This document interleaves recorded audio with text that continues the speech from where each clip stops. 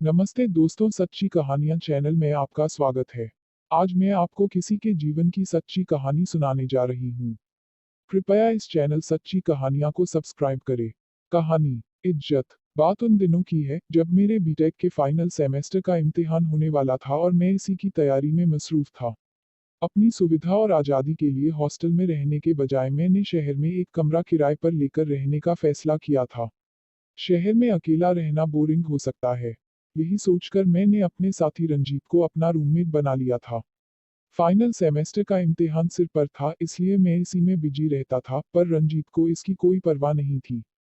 वह पिछले हफ्ते अपने घर से आया था और अब उसे फिर वहां जाने की धुन सवार हो गई थी। जब रंजीत अपने घर जाने के लिए निकल गया तो मैं भी अपनी पढ़ाई में मस्त हो गया। अभी आधा घंटा भी नहीं बीता होगा कि रंजीत लौटकर मुझसे बोला, भाई यह बता कि अगर किसी को मदद की जरूरत हो तो उसकी मदद करनी चाहिए या नहीं। रंजीत और मदद। मुझे हैरत हो रही थी, क्योंकि किसी की मदद करना उसके स्वभाव के बिल्कुल उलट था, पर पहली बार उसके मुंह से मदद शब्द सुनकर अच्छा लगा। मैंने कहा, बिल्कुल। इंसान ही इंसान के काम आता है। जरूरतमंद की मदद करने से बेहतर और क्या हो सकता है। पर आज तुम ऐसा क्यों पूछ रहे हो? तुम्हारे घर जाने का क्या हुआ? यार, बात यह है कि मैं घर जाने के लिए टिकट खरीद कर जब प्लेटफॉर्म पर पहुंचा तो देखा कि एक औरत अपने 2 बच्चों के साथ बैठी रो रही थी। मुझसे रहा न गया और पूछ बैठा, आप क्यों रो रही हैं? उस औरत ने जवाब दिया, मुझे जहानाबाद जाना है। इस समय वहां जाने वाली कोई गाड़ी नहीं है। अगली गाड़ी के लिए मुझे कल सुबह तक यहाँ इंतजार करना होगा। मैंने पूछा, तो इसमें रोने वाली क्या बात थी? रंजीत ने उस औरत की बात को और आगे बढ़ाया। वह बोली थी, रात के 8 बज चुके हैं। मैं जानती हूँ कि 9 बजे के बाद यह स्टेशन सुनसान हो जाता है। मेरे साथ 2 बच्चे भी हैं। कोई अनहोनी न हो जाए, यही सोच कर मुझे रोना आ रहा है। मैं इस स्टेशन पर रात कैसे गुजारूंगी? मैं सोच में पड़ गया कि मुझे उस औरत की मदद करनी चाहिए या नहीं। यही सोचकर तुमसे पूछने आ गया। रंजीत मेरी ओर देखते हुए बोला। देखो भाई रंजीत, हम लोग यहाँ बैचलर हैं। किसी की मदद करना तो ठीक है, पर किसी अनजान औरत को अपने कमरे पर लाना मुझे अच्छा नहीं लग रहा है। मकान मालकिन पता नहीं हम लोगों के बारे में क्या सोचेगी। मुझे उस समय पता नहीं क्यों उस अनजान औरत को कमरे पर लाने का ख्याल अच्छा नहीं लग रहा था, इसलिए अपने मन की बात तो उसे बता दी। मकान मालकिन पूछेगी तो बता देंगे कि रामध्यान की भाभी है, यहाँ डॉक्टर के पास आई है। वैसे भी हम लोगों के गांव से अक्सर कोई न कोई मिलने तो आता ही रहता है। रंजीत ने एक उपाय सुझाया। आपको बताते चले कि जिस बिल्डिंग में हम लोग रहते थे उसकी दूसरी मंजिल पर रामध्यान भी किराए पर रह रहा था। वह वैसे तो हमारे ही कॉलेज का एक शरीफ छात्र था, पर हम लोगों से जूनियर था, इसलिए न केवल हमारी बातें मानता था, बल्कि हमें इज्जत भी देता था। ठीक है, अब अगर तुम उस औरत की मदद करना ही चाहते हो तो मुझे क्या दिक्कत है? रामध्यान को सारी बातें समझा दो। रंजीत तेजी से सीढ़ियां चढ़ता हुआ रामध्यान के पास गया और उसे सारी बातें बता दी। उसे कोई दिक्कत नहीं थी, बल्कि उस औरत के रात भर रहने के लिए वह अपना कमरा देने को भी तैयार था। वह उसी समय अपनी कुछ किताबें लेकर हमारे कमरे में रहने चला आया। अब तुम जाओ रंजीत, उसे ले आओ। और हाँ, उसे यह भी समझा देना कि अगर कोई पूछे तो खुद को रामध्यान की भाभी बताए। नहीं, तुम भी मेरे साथ चलो, वह मुझे भी अपने साथ ले जाना चाहता था। मुझे पढ़ने दो यार, इम्तिहान सिर पर हैं। मैं अपना समय बर्बाद नहीं करना चाहता, मैं बहाना करते हुए बोला।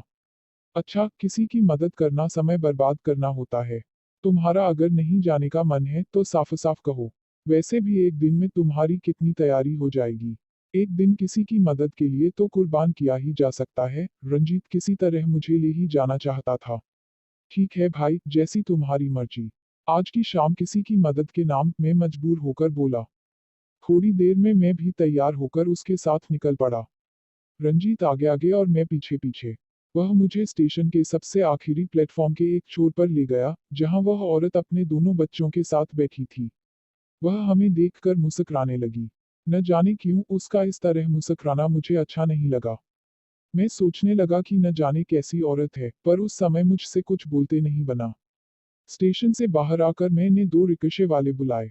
मुझे टोकते हुए वह औरत बोली, 2 रिक्शों की क्या जरूरत है?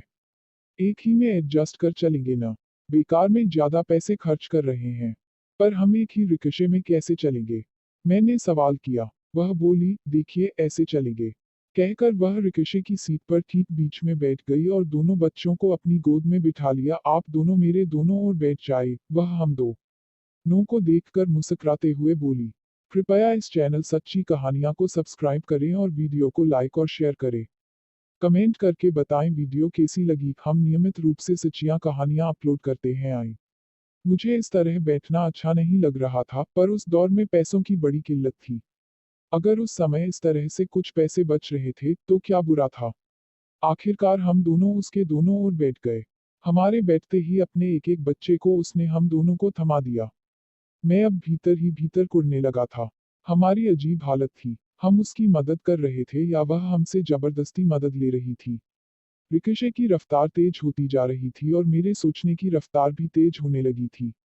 मैं कहाँ हूँ, किस हालत में हूँ, यह भूलकर मैं अपनी सोच में ही डूबने लगा था। न जाने क्यों मुझे बार बार यह ख्याल आ रहा था कि कहीं हम कुछ गलत तो नहीं कर रहे हैं।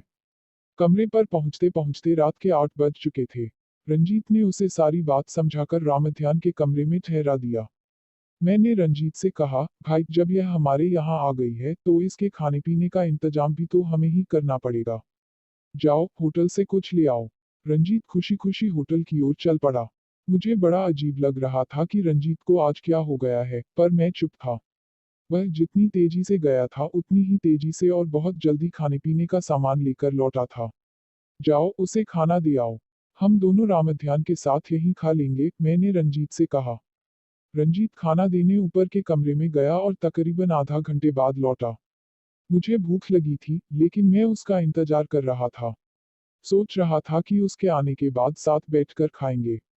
मैंने पूछा, तुमने इतनी देर क्यों लगा दी? भाई उसके कहने पर मैंने भी उसी के साथ खाना खा लिया, रंजीत धीरे से बोला। कोई बात नहीं, आओ रामध्यान, हम दोनों खाना खा लें।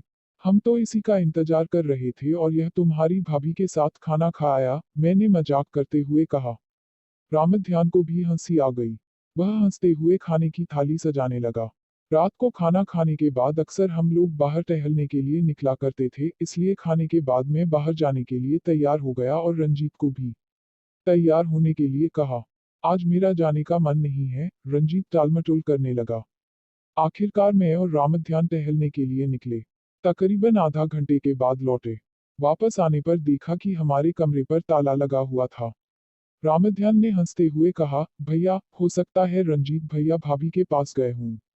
हो सकता है, जाकर देखो, मैंने रामध्यान से कहा। थोड़ी देर बाद रामध्यान और रंजीत हंसते मुस्कुराते सीढ़ियों से नीचे आ रहे थे। भाभी जी तो बहुत मजाकिया हैं भाई। सच में मजा आ गया, उतरते ही रंजीत ने कहा। अब हंसना छोड़ो और जल्दी कमरा खोलो। वे दोनों हंस रहे थे, पर मुझे गुस्सा आ रहा था। मैंने चुपचाप कमरे में जाकर अपने कपड़े बदले और बेड पर सोने चला गया। थोड़ी देर तक बेड पर लेटे लेटे मैंने पढ़ाई की और उसके बाद मुझे नींद आ गई। देर रात को रंजीत और रामध्यान की बातों से मेरी नींद टूटी। उन दोनों को देखकर लग रहा था कि वे दोनों अभी अभी कहीं से लौटे हैं। मैंने उनसे पूछा, तुम दोनों कहाँ गए थे और अभी तक सोए क्यों नहीं? कहीं कहीं नहीं, बस अभी सोने ही वाले हैं, दोनों ने अकसुर में कहा। थोड़ी देर बाद रंजीत ने मुझे जगाते हुए कहा, भाई तुम्हें एक बात कहनी है। इतनी रात को? बोलो, क्या बात कहनी है? मैंने पूछा। तुम बुरा तो नहीं मानोगे? उसने पूछा। अगर बुरा मानने वाली बात नहीं होगी तो बुरा क्यों मानूंगा? मैंने कहा। तुम चाहो तो भाभी जी के मजे ले सकते हो, रंजीत थोड़ा संकोच करते हुए बोला। क्या बक रहे हो रंजीत? तुम्हें क्या हो गया है? मैंने हैरानी और गुस्से में उससे पूछा। भाई अच्छा मौका है, चाहो तो हाथ साफ कर लो। रंजीत के चेहरे पर इस समय एक कुटिल मुस्कान थी। वह अपनी इसी मुस्कान से मुझे कुछ समझाने की कोशिश कर रहा था। हमने उसे सहारा दिया है। वह हमारी मेहमान है। तुम ऐसा कैसे सोच सकते हो? मैंने उसे समझाते हुए कहा। इस तरह भी हम उसकी मदद कर सकते हैं।